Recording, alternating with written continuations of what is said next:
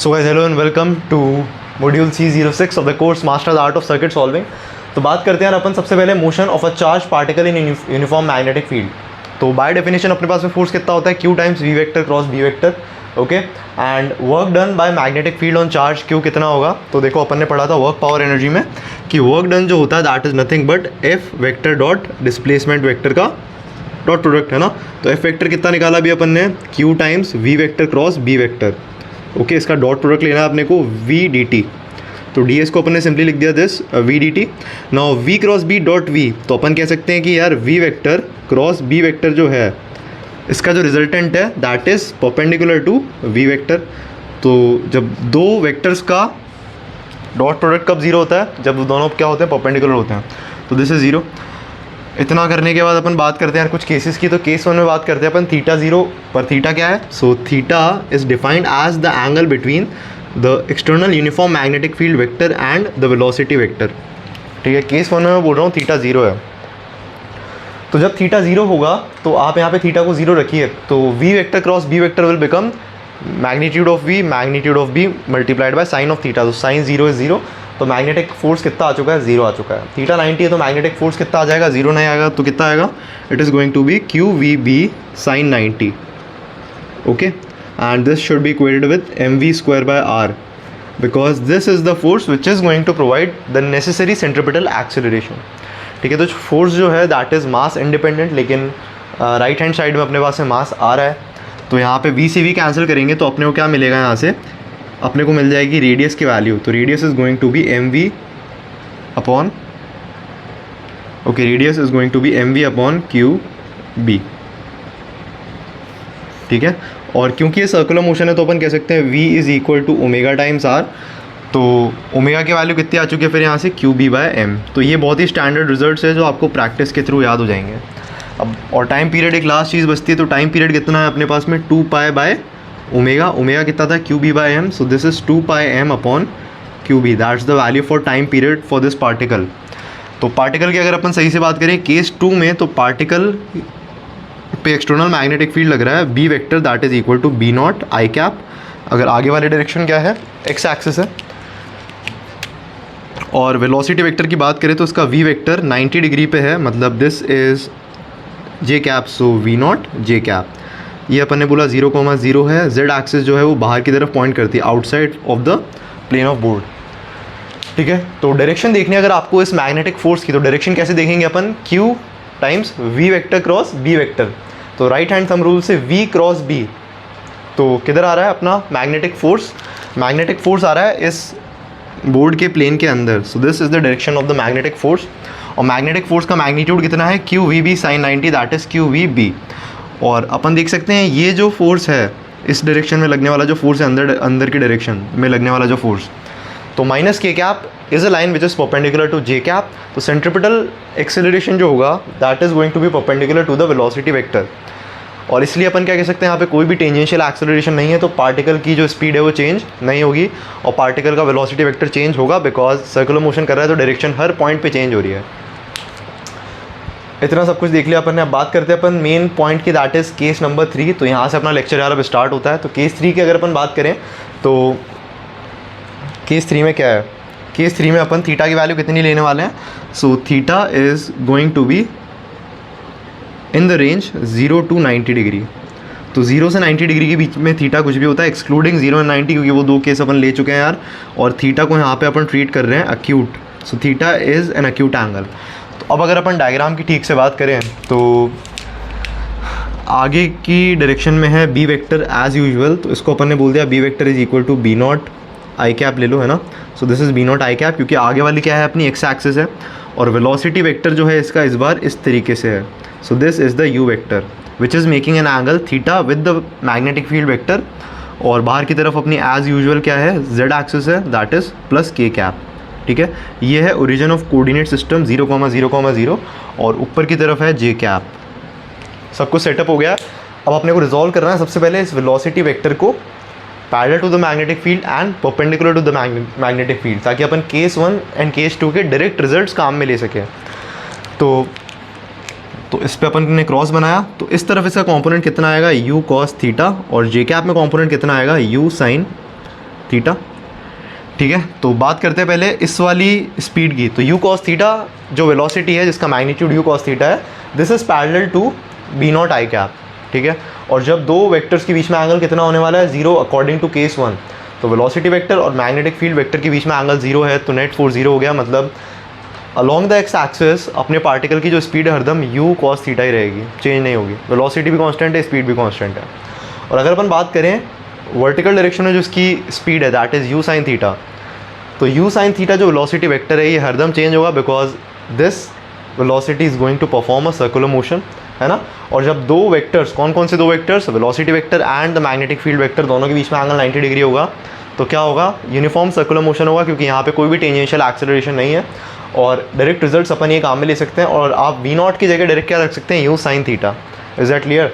और अपन ने देखा था मैग्नेटिक फोर्स का डायरेक्शन क्या आ रहा था यहाँ पे, inside the plane of board. ठीक है, तो inside the plane of board अगर मैग्नेटिक फील्ड की वजह से आने वाला फोर्स है, तो this particle will execute a circular motion, है ना। और ये जो सर्कुलर मोशन है, this circle is going to be the tangent to X axis और वाइस वर्सा। ठीक है, तो एक्स एक्सिस जो है इस सर्कल की क्या है, टेंजेंट है। ठीक है, X axis is the tangent to this circle. तो अब अगर अपन देखें तो अपन ने दूसरा व्यू बनाया है यहाँ पे ऊपर आपके लिए। ठीक है, तो this motion can be resolved into two motions, है ना। एक तो हो रहा है यू कॉस थीटा की वजह से आई कैप में मोशन, तो हरदम स्पीड सेम है। और एक मोशन जो है वो inside the plane of board हो रहा है। मतलब अगर आप यहाँ पे एक्स एक्सिस अज्यूम करते हैं, if X axis is lying in the plane of board, then we can say that this plane, this board is tangential to the helix. अब हेलिक्स क्या होता है यार, तो ये तो क्या है, नॉर्मल सर्कुलर मोशन है।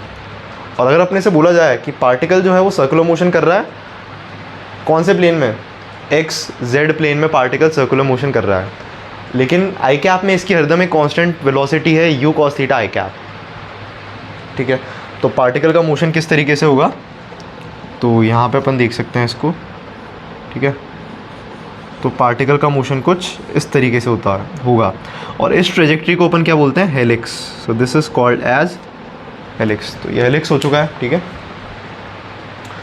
तो this helix is equal to this circular motion plus this translation motion. दो मोशंस में ब्रेक कर लिया, जिसमें से एक मोशन में कोई भी एक्सेलरेशन नहीं है और दूसरे मोशन में सेंट्रीपिटल एक्सेलरेशन है, जिसकी वजह से वेलोसिटी वेक्टर एकदम चेंज हो रहा है लेकिन स्पीड चेंज नहीं हो रही है। और अपन देख पा रहे हैं कि इधर वाली भी स्पीड चेंज नहीं हो रही है और इधर वाली भी स्पीड चेंज नहीं हो रही है, मतलब नेट स्पीड एकदम कांस्टेंट रहती है। तो ये जो मैंने लाइन बोली है आगे जाके एडवांस क्वेश्चन में काम आएगी कि नेट स्पीड एकदम कांस्टेंट रहती है। दैट मीन्स इसकी नेट स्पीड जो रहेगी एकदम यू ही रहने वाली है। अगर इनिशियली भी यू ही थी तो वो बात अलग है कि अपन इसको बाद में रिजॉल्व कर लिया था।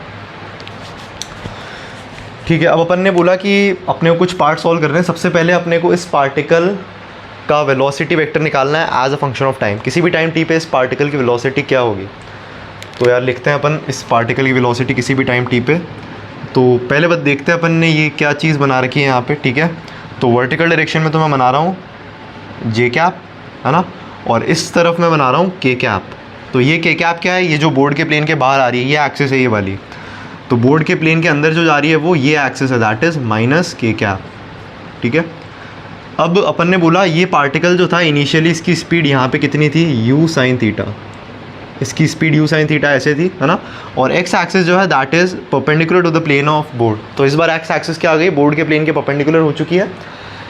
तो अपन ने बोला अपना वेलोसिटी वेक्टर यहाँ पे आ चुका है किसी भी टी टाइम के बाद, और उसने कितना एंगल रोटेट कर लिया होगा, ओमेगा एंगल ऑफ वेलोसिटी से omega T. Okay, and this is still you sine theta. अब दो लाइन्स के बीच में एंगल ओमेगा टी है तो उनके परपेंडिकुलर्स के बीच में भी एंगल कितना होगा, ओमेगा टी होगा। और ओमेगा की वैल्यू अपन जानते हैं that is going to be Q B by M from the results of case 2। ठीक है, इतना सब कुछ अपने पास हो चुका है। तो बात करते हैं वेलोसिटी वेक्टर की। तो यार आओ यहाँ पे लिखते हैं अपन वेलोसिटी वेक्टर। तो velocity vector as a function of time अपन लिखना चाहते हैं, तो यू कॉस थीटा, आगे कोई भी एक्सेलरेशन नहीं है तो वेलोसिटी एकदम कांस्टेंट रहेगी। वर्टिकल डायरेक्शन में देखें तो इसकी वेलोसिटी कितनी है, plus U sine theta and cos of omega T. Omega is what, Q B by M into T, this is in J cap. और इसका एक कॉम्पोनेंट जो है वो इस तरफ आएगा। ठीक है, ये कॉम्पोनेंट कितना होगा, you sine theta sine omega T. तो माइनस के कैप में है क्योंकि आगे वाली डायरेक्शन क्या है प्लस के कैप और इधर वाली डायरेक्शन कितनी थी माइनस के कैप, तो माइनस के कैप में क्या आ जाएगा u sine theta, that is the speed of the particle executing circular motion and sine of omega T. Omega कितना है, omega is Q B by M into T.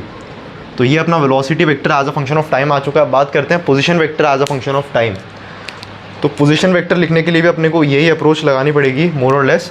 So let's write position vector of the particle as a function of time. ठीक है, तो u cos theta एक constant speed है, तो constant speed से आई cap वाले डायरेक्शन में किसी भी टी टाइम में अपना पार्टिकल इतना डिस्टेंस चल लेगा।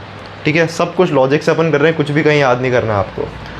फिर अपन बात करते हैं y वाले डायरेक्शन में, तो actually we need to evaluate this distance, है ना। तो अपने को यहाँ से लेके यहाँ तक की डिस्टेंस निकालनी है। So let's call this distance to be capital R। R की वैल्यू कितनी होगी, mu sin theta upon Q B.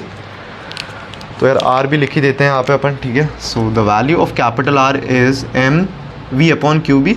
तो Q is Q, B is B, U is U sin theta. ठीक है, तो R की वैल्यू इतनी आ चुकी है अपने पास, तो R की टर्म्स में आंसर को लिखने वाले हैं अपन। सो R sin omega T.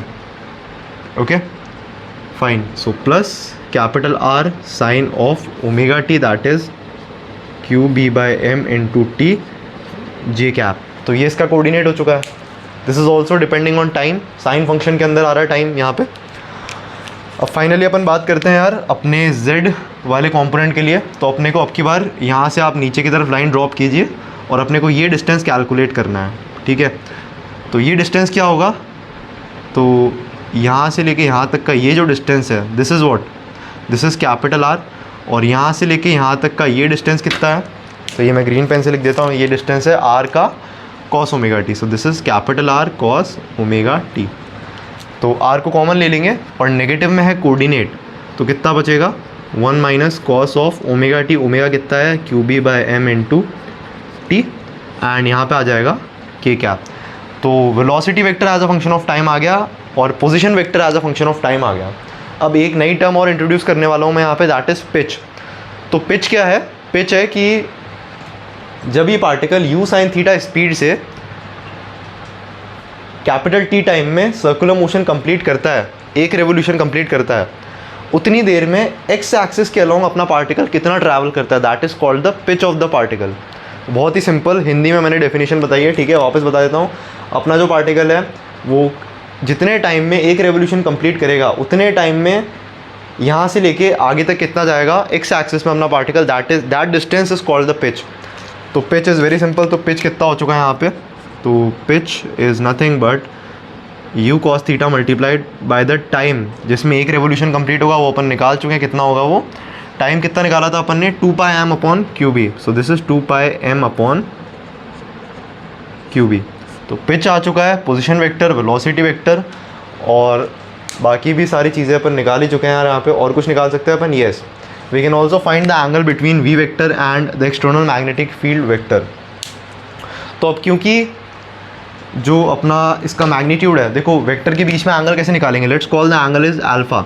So alpha is going to be v vector dot b vector divided by magnitude of v vector multiplied by magnitude of b vector. ठीक है, इस चीज़ को जब आप एवेल्यूएट करेंगे तो वो हरदम कितना आने वाला है, alpha is always going to be equal to theta.